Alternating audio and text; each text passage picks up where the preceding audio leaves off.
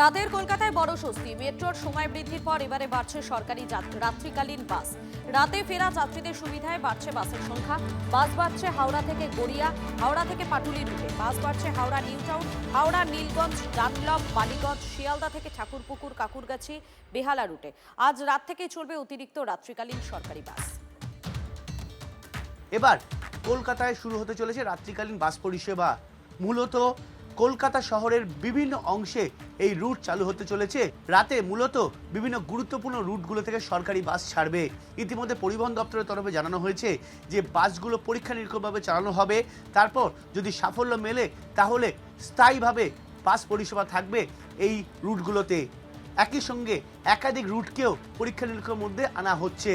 যে রুটগুলোতে সরকারি বাস পরিষেবা থাকবে, যাত্রীদের কাছ থেকে ফিডব্যাক নেওয়া হবে, তারপরই এই বাস পরিষেবা রাত পর্যন্ত থাকবে বলে ইতিমধ্যে পরিবহন দপ্তরের তরফে জানানো হয়েছে। রাত্রিকালীন পরিষেবার জন্য অতিরিক্ত বাসও কলকাতার বুকে নামানো হচ্ছে।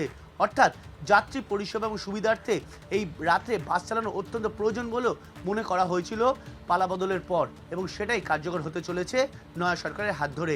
ক্যামেরায় সুমিতের সঙ্গে সায়ন্ত ভট্টাচার্য, TV9 বাংলা, সল্টলেক, করুণাময়ী ডিপো। আজ কলকাতা এমন একটা শহর, সারা দিন রাত লোকে এখানে কাজ করেন, যান। আইটি সেক্টর থেকে অন্যান্য ডিপার্টমেন্টে কাজ চলছে। আমরা চাই দিন রাত মানুষ কাজ করুক এবং প্রগতি হোক। মহিলাদের রাস্তায় বেরোনো, রাত্রে অফিস করা বন্ধ করে দিয়েছিল সরকার। কোন দিকে? মধ্যযুগের দিকে নিয়ে যাচ্ছিল। তো আজকে বিশ্বের সঙ্গে তাল মিলিয়ে যদি চলতে হয়, এগুলো আমাদের করতে হবে। সরকার ক্ষমতায় এসেই পরপর এই ধরনের স্টেপস নিচ্ছে।